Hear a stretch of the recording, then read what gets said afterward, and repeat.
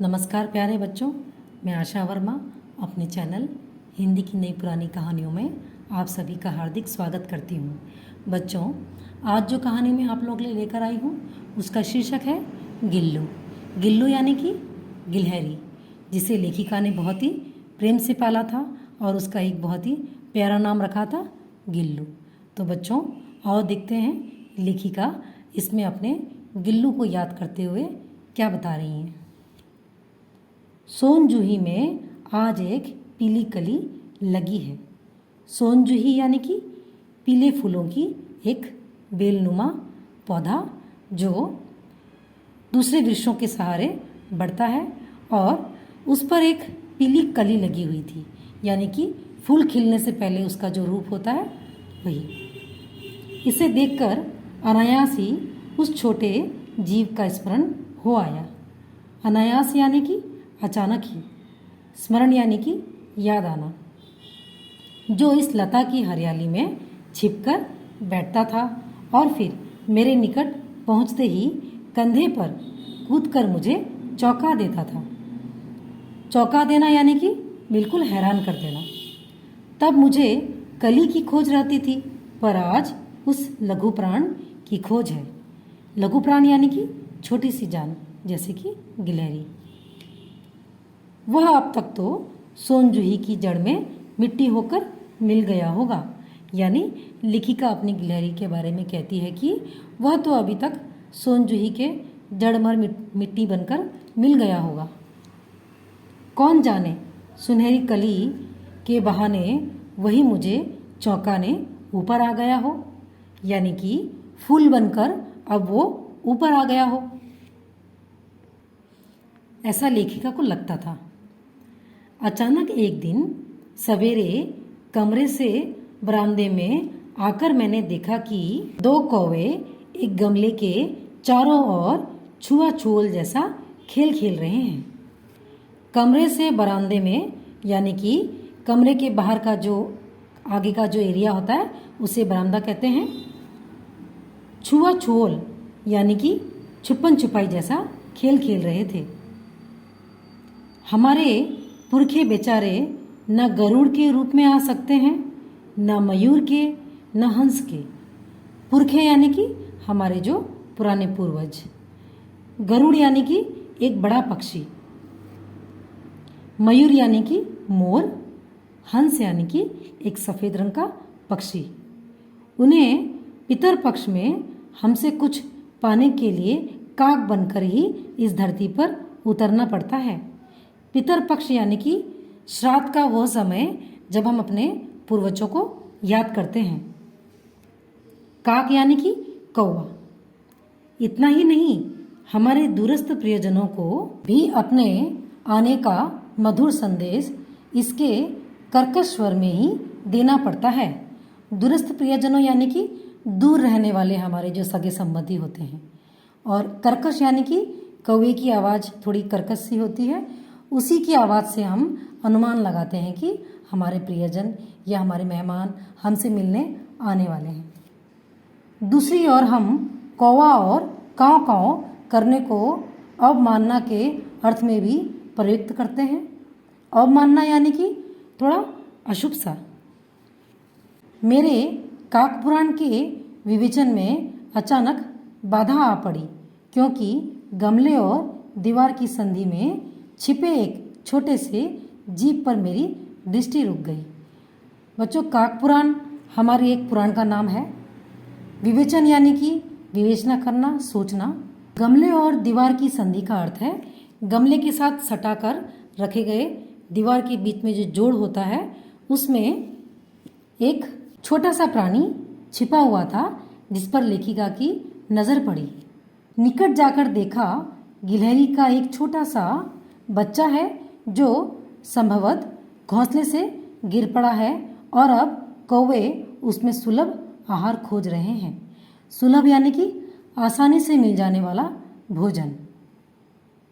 काकदवे की चोंचों के दो घाव उस लघु प्राण के लिए बहुत थे, अतः निश्चेष्ट सा गमले से चिपका पड़ा था।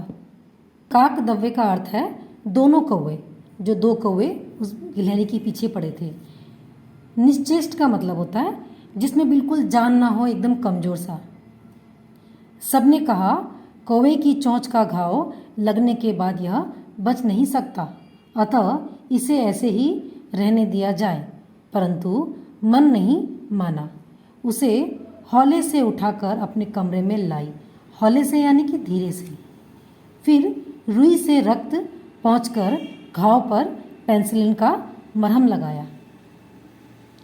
रुई से यानी कि कॉटन से उसके ब्लड को साफ किया और पेंसिलिन नामक दवाई उस पर लगाई।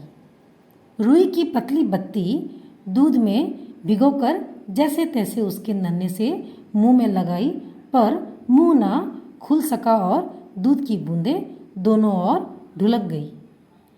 रुई की पतली बत्ती यानी कि कॉटन की जो हम पतली पतली बत्तियां बनाते हैं, उसी प्रकार से उससे दूध में भिगोकर उसने खिलाने की कोशिश की, मगर वो खा नहीं पा रहा था, उसके मुंह खुल नहीं रहा था, तो वो दूध साइड से निकल जाता था।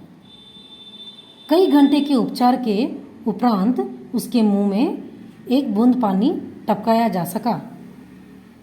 उपचार के उपरांत यानी कि उसके इलाज के बाद। तीसरे दिन वह अपने नन्हे पंजों से मेरी उंगली पकड़कर नीले कांच की मोतियों जैसी आंखों से इधर उधर देखने लगा।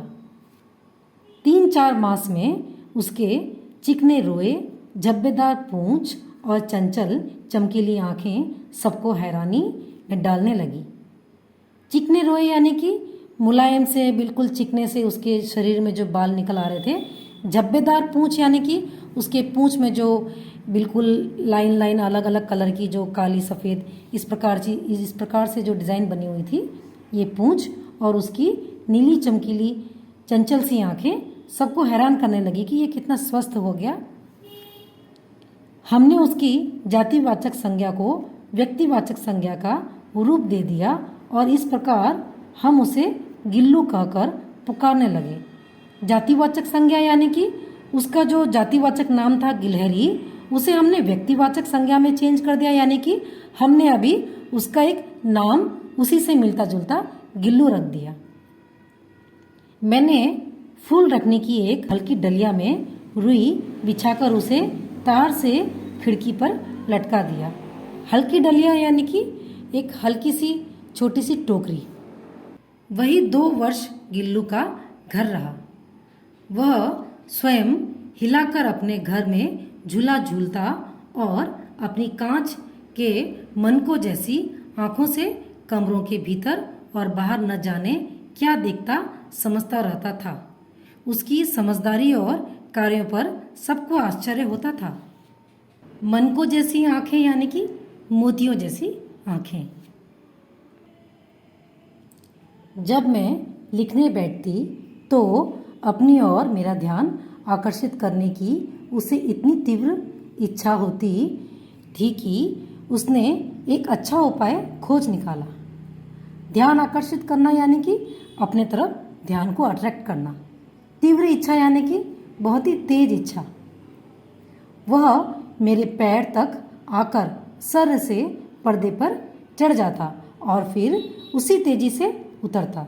उसका यह दौड़ने का क्रम तब तक चलता जब तक मैं उसे पकड़ने के लिए ना उठती। क्रम यानी कि एक के बाद एक जो कंटिन्यू वो करता रहता। कभी मैं गिल्लू को पकड़कर एक लंबे लिफाफे में उस प्रकार रख देती कि उसके अगले 2 पंजों और सिर के अतिरिक्त सारा लघुगात लिफाफे के भीतर बंद रहता। लिफाफा यानी कि एक पैकेट टाइप कागज। अतिरिक्त यानी कि उसके सिर के अलावा पूरा शरीर उस लिफाफे में घुस जाता, ऐसा लगता। इस स्थिति में वह कभी कभी घंटों मेज पर दीवार के सहारे खड़ा रहकर अपनी चमकीली आंखों से मेरे कार्य देखता। कार्य यानी कि मेरे लिखने के कार्य को मैं क्या कर रही हूँ वह देखता रहता। भूख लगने पर वह चिक चिक करके सूचना देता और काजू या बिस्कुट मिल जाने पर उसी स्थिति में लिफाफे के बाहर वाले पंजों से पकड़कर कुतर कुतर कर खाता। कुतर कुतर कर यानी कि धीरे धीरे से काट काट कर खाता। फिर गिल्लू के जीवन का प्रथम वसंत आया, यानी कि गिल्लू के जीवन की जो पहली बड़े होने की जो खुशी का समय था वह आया। नीम चमेली की गंध मेरे कमरे में हौले हौले आने लगी। नीम चमेली यानी कि एक फूल का नाम है। बाहर की गिलहरियां खिड़की की जाली के पास आकर चिक चिक करके जाने क्या कहने लगी। चिक चिक यानी कि गिलहरी की जो आवाज़ होती है। गिल्लू को जाली के पास बैठकर अपनेपन से बाहर झांकते देखकर मुझे लगा कि इसे मुक्त करना आवश्यक है, यानी कि वो अपनेपन से दूसरी गिलहरी को जब देखता था तो लेखिका को लगा कि इसे भी अब छोड़ देना चाहिए, थोड़ा आज़ाद करना चाहिए। मैंने कीले निकाल कर जाली का एक कोना खोल दिया, यानी गिल्लू का जो एक नेट बना रखा था मैंने उसे थोड़ा खोल दिया, और इस मार्ग से गिल्लू ने बाहर जाने पर सचमुच ही मुक्ति की सांस ली। यानी अपनी जाली से निकलने के बाद गिल्लू सचमुच बहुत ही खुश हुआ। इतने छोटे जीव को घर में पल रहे कुत्ते बिल्लियों से बचाना भी एक समस्या थी। यानी कि गिल्लू इतना छोटा था कि अगर उसे लंबे समय तक छोड़ के रखा जाए तो कुत्ते बिल्ली उस पर अटैक कर सकते हैं। आवश्यक कागज पत्रों के कारण मेरे बाहर जाने पर कमरा बंद ही रहता है। एक दिन मेरे कॉलेज से लौटने पर जैसे ही कमरा खोला गया और मैंने भीतर पैर रखा, वैसे ही गिल्लू अपने जाली के द्वार से भीतर आकर मेरे पैर से सिर और सिर से पैर तक दौड़ लगाने लगा। बच्चों, आवश्यक कागज पत्रों का मतलब है जरूरी जो कागज पत्र होते हैं। तब से उसका यह नित्य का क्रम हो गया। नित्य का क्रम हो गया यानी कि तब से वह हर रोज़ यह करने लगा। मेरे कमरे से बाहर जाने पर वह भी भीतर खिड़की की खुली जाली की राह बाहर चला जाता, राह यानी कि रास्ते, और दिन भर गिलहरियों के झुंड का नेता बना रहता, यानी कि बाकी गिलहरियों का लीडर बन के रहता। हर डाल पर उछलता कूदता रहता और ठीक 4 बजे वह खिड़की से भीतर आकर अपने झूले में झूलने लगता। मुझे चौंकाने की इच्छा उसमें न जाने कब और कैसे उत्पन्न हो गई। उत्पन्न हो गई यानी कि आ गई। कभी वह फूलदान के पत्तों में छिप जाता, कभी पर्दे की चुनट में, कभी सोन जूही की पत्तियों में छिप जाता।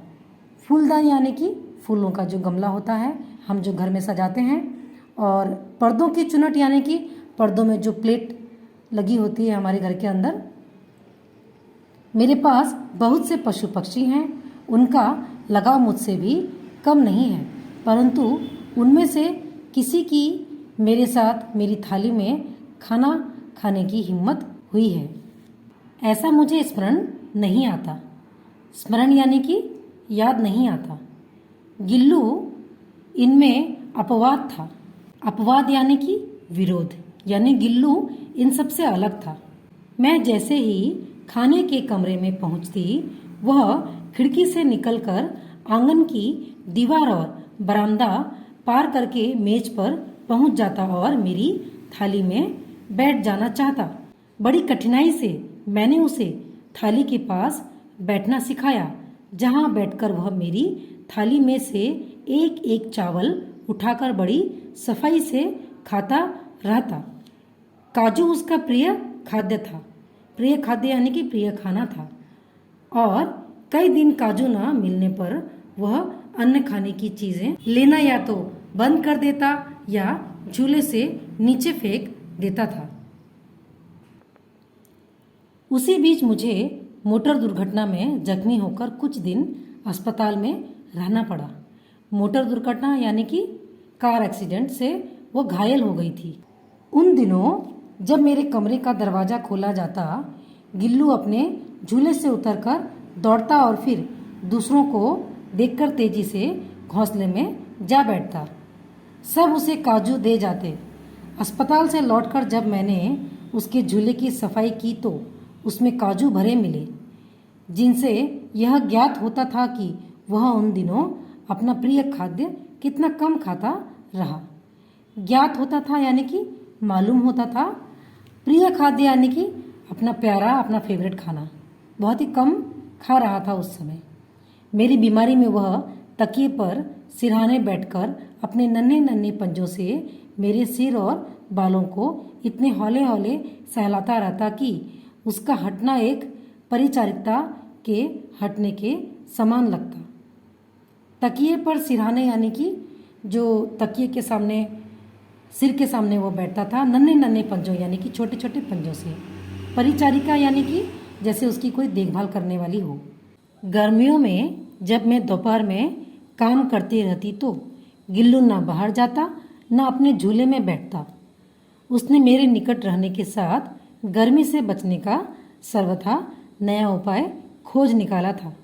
यानी सर्वथा यानी कि बिल्कुल नया, क्योंकि बहुत गर्मी थी तो वो लेखिका के आसपास ही रहता था और गर्मी से भी बचा रहता था। वह मेरे पास रखी सुराही पर लेट जाता। इस प्रकार समीप भी रहता और ठंडक में भी रहता। सुराही यानी कि पानी को गर्मी में ठंडा रखने के लिए मिट्टी का जो बर्तन होता है जिसकी लंबी गर्दन होती है, उस पर गिल्लू चिपक के रहता ताकि लेखिका सामने भी रहे और वह गर्मी से भी बच सके। गिलहरियों के जीवन की अवधि 2 वर्ष से अधिक नहीं होती। यानी गिलहरियों की जो उम्र होती है वो लगभग 2 साल की ही होती है। अतः गिल्लू की जीवन यात्रा का अंत आ ही गया। यानी गिल्लू की भी मृत्यु का समय आ गया था। उस दिन सारा दिन ही उसने कुछ न खाया न बाहर गया। रात में अंत की यातना में भी वह मेरी वही उंगली पकड़कर मेरे बिस्तर पर आया और ठंडे पंजों से मेरी वही उंगली पकड़कर हाथ से चिपक गया। अंत की यातना यानी मृत्यु के समय होने वाली तकलीफ, जिसे उसने अपने बचपन की मरणासन स्थिति में पकड़ा था। बचपन में वो जब मरने वाला था और उस समय जब उसने लेखिका की उंगलियों को पकड़ा था, अभी भी बिल्कुल उसने ऐसे ही पकड़ रखा था। पंजे इतने ठंडे हो रहे थे कि मैंने जागकर हीटर जलाया और उसे उष्णता देने का प्रयत्न किया। उष्णता देने का प्रयत्न यानी कि थोड़ी गर्माहट देने की कोशिश की, क्योंकि वो बिल्कुल ठंडा होता जा रहा था। प्रभात की प्रथम किरण के स्पर्श के साथ ही वह किसी और जीवन में जागने के लिए सदा के लिए सो गया। यानी कि सुबह सुबह की प्रथम किरण के साथ ही वह मृत्यु को प्राप्त हो गया। उसका झूला उतार कर रख दिया गया है और खिड़की की जाली बंद कर दी गई है, परंतु गिलहरियों की नई पीढ़ी जाली के उस पार चिकचिक करती ही रहती है। गिलहरियों की नई पीढ़ी यानी कि जो गिल्लू के तरह दूसरी गिलहरियाँ थी वह तो चिकचिक करती ही रहती हैं। और सोन जूही पर वसंत आता ही रहता है। यानी सोन जूही पे भी हर वर्ष फूल आते ही रहते हैं। सोन जूही की लता के नीचे गिल्लू की समाधि बना दी गई है। यानी सोन जूही की फूल के पौधे के नीचे ही गिल्लू को दफनाया गया है। इसीलिए भी उसे वह लता सबसे अधिक प्रिय थी। किसी वासंती दिन जूही के पिता छोटे फूल में उसके खिल जाने का विश्वास मुझे संतोष देता है। यानी सोन जूही के पौधे के नीचे गिल्लू की समाधि को इसीलिए बनाया गया क्योंकि गिल्लू को सोन जूही के फूलों के पौधों पर खेलना कूदना बहुत अच्छा लगता था और मुझे मन में ऐसा विश्वास होता है कि वो भी सोन जूही के पीले फूलों की तरह एक दिन नया जीवन लेकर उन फूलों की तरह ही खिलता हुआ मुझे दिखेगा।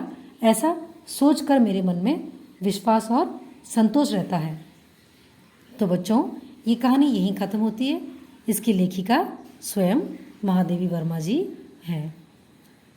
तो बच्चों, इस कहानी के संदेश को हम कई प्रकारों से समझ सकते हैं, जिसमें से एक प्रकार होगा कि लेखिका ने गिल्लू को बहुत ही प्रेम के साथ पाला था और उसके साथ उनका अपनापन हो गया था, जिससे कि वे गिल्लू के मृत्यु के बाद भी उन्हें भूल नहीं पाई और उन्हें याद ही करती रही, हर रूप में उन्हें वे खोजती रहीं। तो बच्चों, यदि आपको ये कहानी अच्छी लगती है तो इसे लाइक करें, शेयर करें और मेरे चैनल को सब्सक्राइब भी करें। धन्यवाद।